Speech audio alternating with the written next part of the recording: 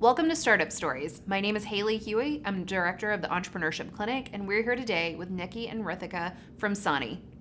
We're so excited to have you. Can't wait to talk more about Sani and all your lessons learned. So just to better understand the concept of Sani, can you tell us a little bit more about your venture and how you got your start? Yeah, well, thanks for having us, first off. So Sani is an apparel brand inspired by South Asian culture, and it really all started with a personal problem. So to give you some context, Niki and I were actually going to an Indian wedding. And before, when it came to shopping for an Indian wedding, we would always either have gone to India previously and stocked up and brought those outfits over, or just had something that we could wear. But this time was a little different because we hadn't gone to India in a while. And then also we were sort of starting to build our sense of style and what we wanted to wear. So for this wedding, we tried a couple of different things from the US. We tried WhatsApp calling our grandmother in India to see if she could shop for us. And she's amazing, but she doesn't know front camera from back camera. So it didn't work out. And then we went to eBay and we were maybe this will turn out like the picture. It did not turn out like the picture. And then the third thing we did was go to major South Asian hubs. And at the time, Niki was living in New York. I was in North Carolina. So she was in Edison, New Jersey. I went to Atlanta, Georgia. And keep in mind, this was only for outfits, right? This was not anything super big, but what we ended up realizing is a lot of first and second generation South Asian Americans were settling for a subpar experience and subpar designs. In fact, 82% of them waited to go abroad to shop for their cultural clothing, but they would spend on average $315 a year on this type of attire. So we were like, hey, there might be something here. Let's just try it out. And at the time, I was attending a coding camp in New York, and Niki was working in New York. So we were we can just work on this on the side, see what happens. So we created 15 pieces, all in our sizes, and we were if this doesn't work, we'll just have the outfits now for the next 10 weddings, and if it does work, great. And so those 15 pieces did pretty well. There was it wasn't an overnight success. There was a lot of things that went in and out of that. And then from those 15 pieces, we kind of started a little bit of a brand, right? We had an Instagram presence, we started doing pop-ups and that kind of thing. But what really was that moment that I think we became something more than just a side project, yeah, was that mission I told you about of making South Asian fashion for cultural weddings more accessible led us to launch on Rent the Runway as their first South Asian fashion brand in February of 2020. And so that partnership started with a cold email. And it was a really great success, right? We sold out of booking availability within 48 hours. They were ready to put in another order, but February 2020 was not the time to be a formal wear focused brand making things that people would wear to an Indian wedding. So a couple weeks after, our Shopify was at zero. It was all this hype we had built up, this kind of pivotal moment for our business was basically a little irrelevant anymore, right? There was a lot more going on. So Niki and I like to say that's the start of Sani 2.0 almost. Because we ended up getting on TikTok. And so that was almost our way to keep up brand awareness during a pandemic where we don't know how long this will last. This is a new platform. Let's check it out. Let's see how it goes kind of thing. And on TikTok, we ended up finding a community of over 150,000 people who were all interested in not only the formal wear aspect of what we were doing, but South Asian culture as a whole. And they really wanted to participate in the culture in a way that no fashion brand had let them, right? Because you only really wear Indian clothes to an Indian wedding, but there wasn't a fashion brand that was bringing that South Asian influence into everyday clothes in a way that you could wear it to more than just that kind of event. So we saw that problem from TikTok, and our community really gave us that problem. So what we did at the end of 2020 was actually design loungewear.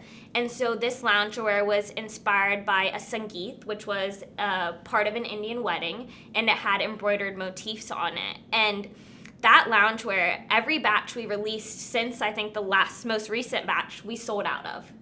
And we realized that there was this almost expanded problem context with Sani that went beyond weddings, that was really centered around bringing South Asian culture to the mainstream in a way that was cultural appreciation for everyone to enjoy in, whether that's through loungewear or things that people wear to an Indian wedding. So Sani became much more than a formal wear brand in the past year, I guess you could say, but that's kind of how we started and where we're at now.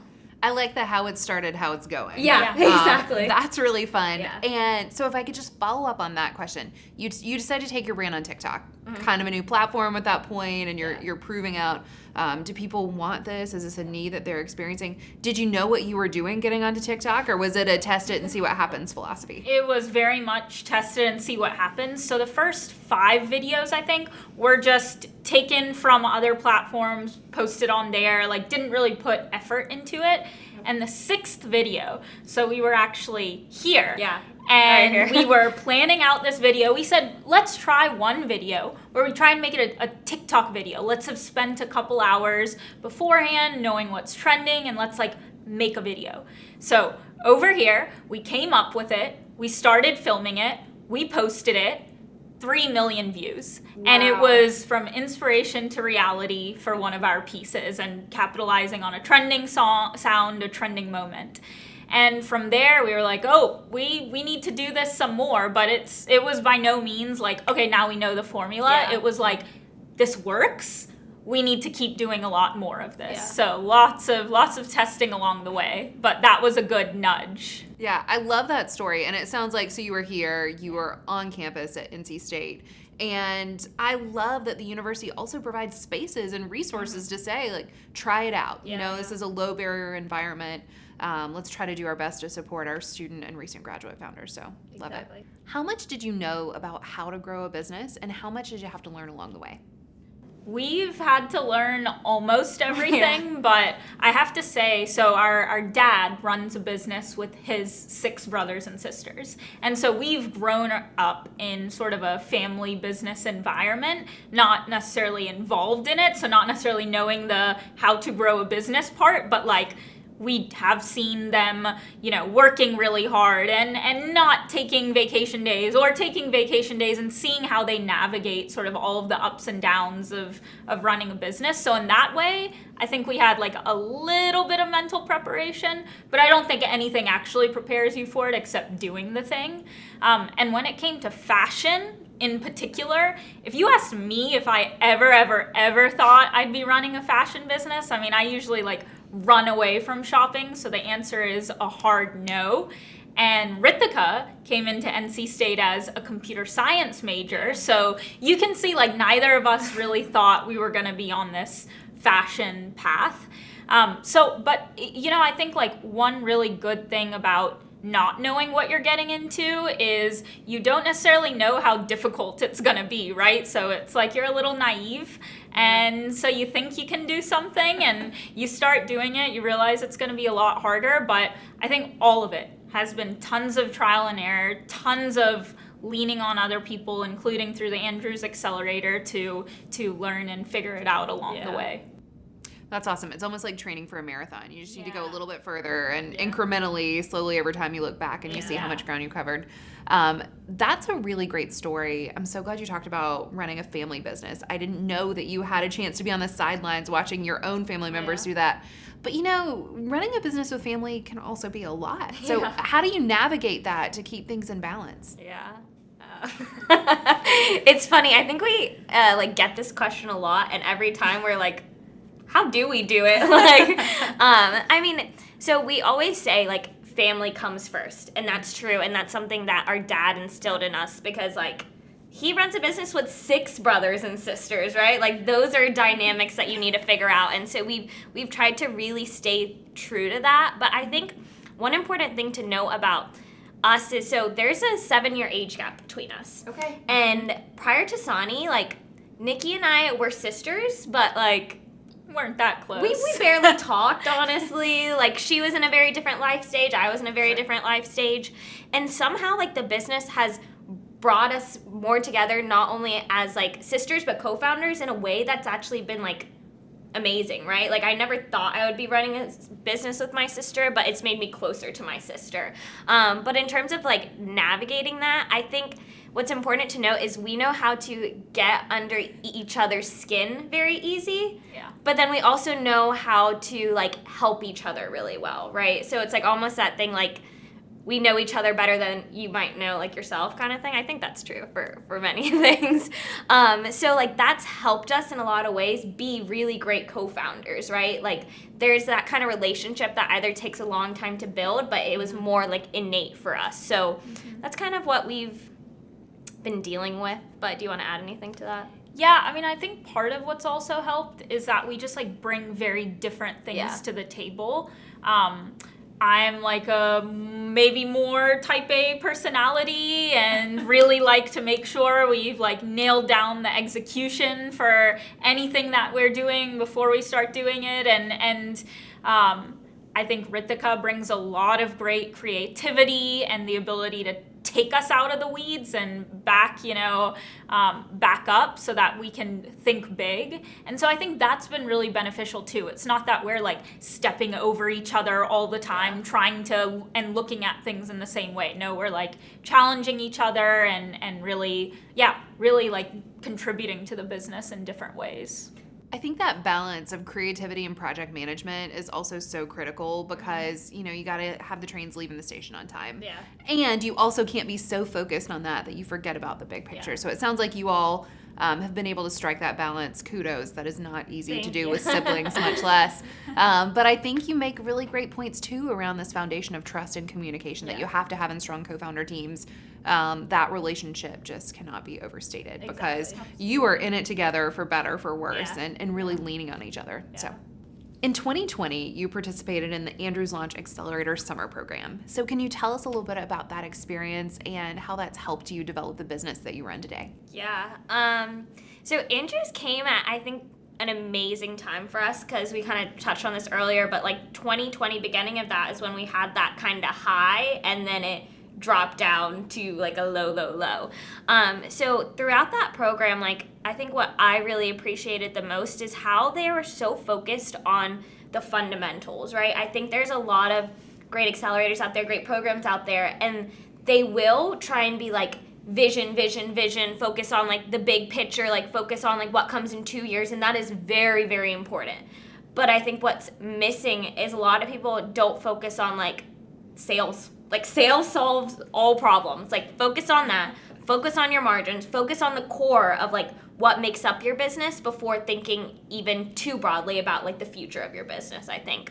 Because I think the future continuously changes. And then another thing that was really important from that is a big lesson we learned was about listening, right? And like as a founder, like you're usually probably going to talk more and feel like you need to talk more, but I think that program taught me how important it was to listen and listen to your customers, listen to people in conversations, and make that a priority over like even speaking up sometimes. And specifically like a small tool. So they taught us about otter.ai, which is like the transcribing notes app. And that's like become my ride or die. like it's like that. What's one thing you can't live without? Otter.ai. Like, so I think those are like two big things for me.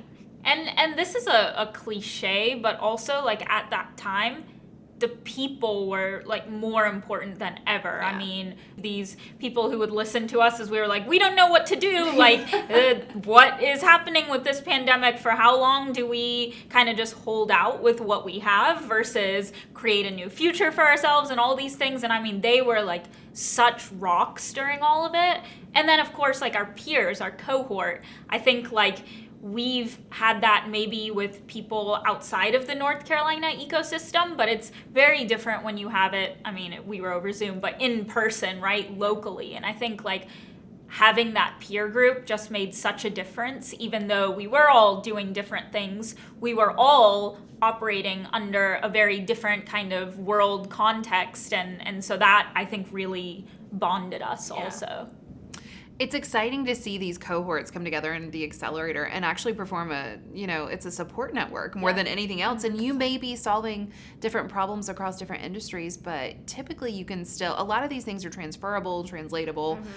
Just knowing that you can have somebody who's experiencing the same things, I think is really helpful. So I'm so glad you walked away with connections, both with the resources that come in, but also with all the other incredible entrepreneurs we have in the network at NC State. Starting a business is not an easy thing to do.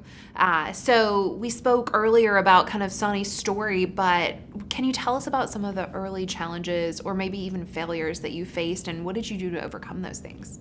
Yeah, I think the biggest theme overall is you don't know what you don't know. And so there's a lot of stuff that you just can't plan for. I mean, maybe if you had a business before in the same industry, you could. But, for us, especially in the early days, there was a lot of tightening up to do with supply chain and design/production. So we were are still working with small women-owned manufacturers in India, and aren't necessarily using super professional tech packs and things that standardize everything. And so over time, figuring out what quality control should look like after, maybe getting a few customer complaints in the beginning. Over time, having our biggest order ever with Rent the Runway, having that get lost in one of FedEx's facilities, and we were like, what should we have done differently?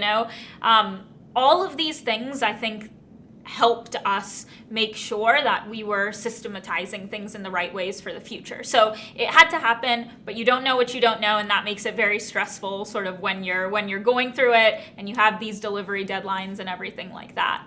But I think the most important thing for us was not having a victim mindset when things did go wrong. At first, I was very much why is this happening to us? Is this not meant to be? Making it a catastrophe. But, when we would talk to other business owners about it, I remember when that Rent the Runway shipment had gotten lost in FedEx's facility. It was due to Rent the Runway in 2 days, so we had no wiggle room over there because I hadn't added in any buffer time. One mistake. And I was talking to my cousin, who's also a business owner, about it. Much, much bigger business owner than us, and he was like, oh, that happened to us the other week. Literally, FedEx lost a bunch of our very important packages a few weeks ago. So one lesson, maybe don't use FedEx, but another lesson, right, it doesn't matter how big you are, you're going to be going through the same problems, and it's not about why is this happening to me, but all right, how do I solve this challenge, and how am I going to make it better for the future? So I think that mindset of it's not happening to me, it's happening as a part of this process has been really, really helpful for me, at least. Yeah. That's awesome. I think that subtle mindset shift can really help you too, right? If everything is a teachable moment, none of these things are insurmountable, but it just helps you adjust your approach in the future, right? Exactly. And you're right, to your point, it feels huge when it's happening to you, right? But these things happen every day to, hundreds of businesses probably have packages lost all the time. Sorry, FedEx. But I think that's a great lesson, and obviously something you can apply to anything that pops up in the future. Okay, so you guys have launched a video on TikTok, or now I guess it was a series, and you feel like you're starting to get some real traction.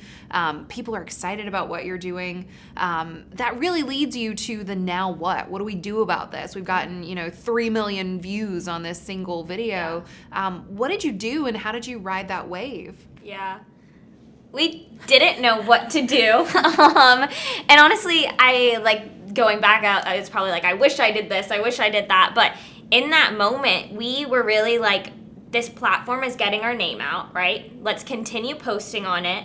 And then let's also listen to what people are saying. So what really came out of that was that loungewear component that we released at the end of 2020. We saw people wanted our clothes. We saw it needed to be in a more accessible format, in a way that went beyond just a certain occasion. So we were let's do loungewear. And so we designed that loungewear over the course of 4 or 5 months. And then that entire time, we were posting on TikTok, continuing to get the word out there. And really, I wish we would have done we should have been posting like 10 times a day if it was working that well. Like, we should have been doing that. Like, we should have thought of more than just one product, like, in that moment to, like, continue to release. But, like, there's always going to be, like, regrets about how you go about things. But I think just, like, an overwhelming theme around, like, when something like that happens, it's, like, move fast, try a lot of different things, because, like, ultimately one of them will stick, right? So that's something that, like, now we try and do whenever there is, like, a moment that we really want to capitalize on. Yeah. I think that's a great reminder, too, that you don't have to have the perfect solution, right? There's no perfect formula to build a business or to build a brand. Yeah. Sometimes you're testing your hypothesis, right? Yeah. And some things will stick. Some things won't, even though maybe they are a fantastic idea, because timing and opportunity and visibility, and there are just so many other factors at play. So what have been some of the most rewarding outcomes that have come out of building your own business? And what are maybe some of the surprising things that you've learned about yourself along the way? Yeah, there's been a lot.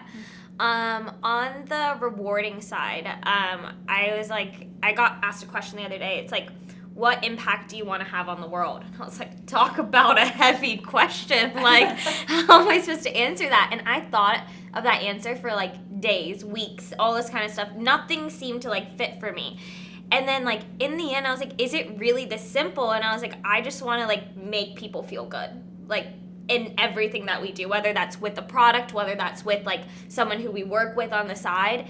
And when I thought about it in relation to Sani, I was like, we've done that. Like sure, we haven't done that on like a massive scale yet. Like, we're still pretty small, but like there's been plenty of moments where like we've seen someone like put on one of our pieces and immediately light up and be like, I love this. That's awesome. And we've like seen like us working with someone and just they would be like, oh, the fashion industry is usually so toxic, but I love working with you all. So we're like, I feel like those are small steps to like making someone feel good, and I think that's been something that has always been really, really rewarding to me. And then in terms of what I've like learned about myself, so I think I've learned that like you can do a lot of things that you think you can't do. In terms of like you probably won't do the thing until you're forced to do the thing. And when it comes to running a business, you're forced to do a lot of things really, really fast. Like, it's about like putting yourself out there in a way you've never put yourself out there, or even just like learning how to pick up on a new skill. And I think Sani's really pushed me to realize that like time, mentorship, practice, like most things are achievable. Like, I think I could run a half marathon. I just need to work up to it now, right? And that's all. A date on the calendar. I know. So like I learned that by like doing a lot of things that I thought were like insurmountable through Sani. So I think those are my two things for that. You? And I think for me, it's that I don't want Sani to succeed because we played into like the maximum of hustle culture and like how can we be as productive as possible and work like 24 hours a day, 7 days a week. I think that's how I used to be pre-Sani / in the beginning of Sani. Like, it's just that we have to work all the time, like forever. And more recently, like as I've seen what it's like to take care of yourself a little bit more and maybe sometimes be forced to do that, I've realized just like how much more fulfilling it is to run a business that way. And so, you know, when I hear, I think like Tim Ferriss recently was talking about something called like slow productivity, and asking yourself at the beginning of every day, like, what is the one, like the most impactful thing that I could do today for my business, and thinking in terms of that instead of here are the 20 things on my list that I should be doing. That could take forever. That's been a big shift in mindset for me that's translated through Sani, but then also into my personal life as well. Like, I don't want to be a part of hustle culture. I want to build a successful business by also having sort of a life. I think you've just said something that is so important that, I mean, I wish we could shout it off the rooftops, because this idea of glorifying hustle culture and, oh, if I can just, wear it as a badge of honor that I work 100 hours per week, that takes a toll on you, right? It also takes a toll on your business, by the way, because burnout people create products that are subpar.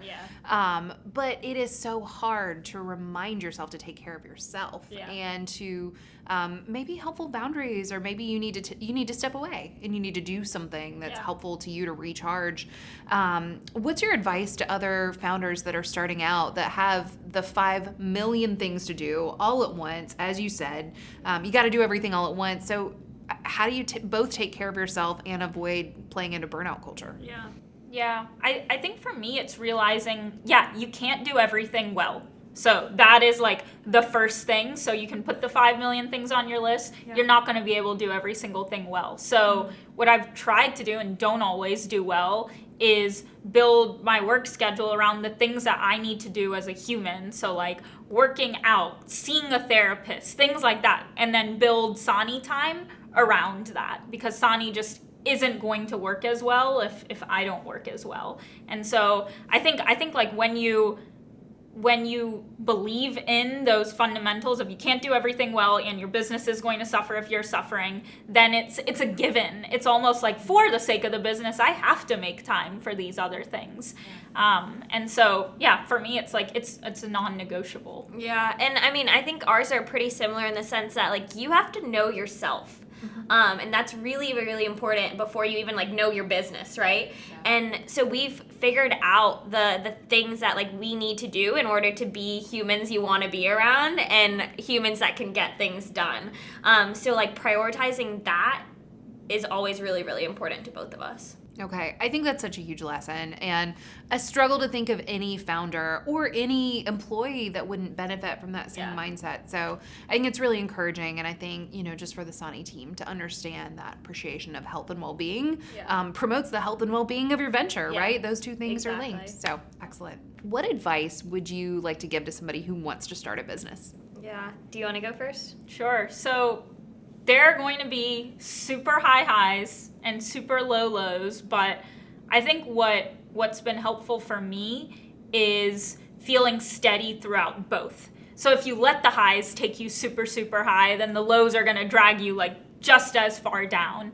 And I think I actually really enjoy listening to Gary Vaynerchuk, and he talks about, the same thing, but in terms of praise and criticism. If you put a lot of weight on other people's praise, then you're going to put a lot of weight on their criticism as well. So he talks about how you can't let either of them sort of really, really drag you up or down. So I think the same is true of the highs and lows. And just know that it is cyclical. There are going to be both things all the time.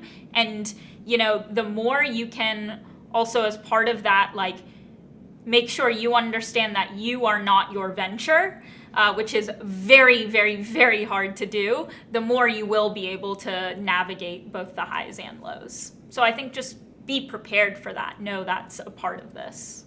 Yeah. I mean, in addition to that, something I think we both always say is don't be the one to tell yourself no. And I think that's really important at the beginning, right? Because there's those million thoughts going through your head about, should I do this? Why should I do this? What will other people say? Like, don't be that person who doesn't even let you take the first step to do something that you want to do. And like, take that first step and like kind of don't let your mind block you from doing that. And then another portion of this I think we talked about a while ago is that, so we heard this thing, it was like success is measured in months and years, not days.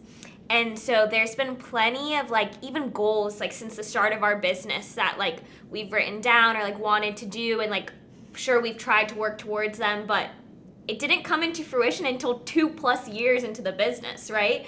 And like you can always think about like this should happen tomorrow, why isn't it happening today, and all that kind of stuff. But like if you work towards each one of those goals on a daily basis, maybe don't do it every single day, but like kind of still try and take steps towards it, like it will happen, but it's just gonna take time. And it might be in a way that you didn't expect. Exactly. So you have to that's be another open thing. to And almost always will be, right? Yeah. I really do love that takeaway too, to not be the one to tell yourself no, right? the market might tell you no, or Yeah. an investor might tell you no, but like if you tell yourself no, you never even get started. Exactly. It's amazing. So tell us, what's next for Sani? Yeah.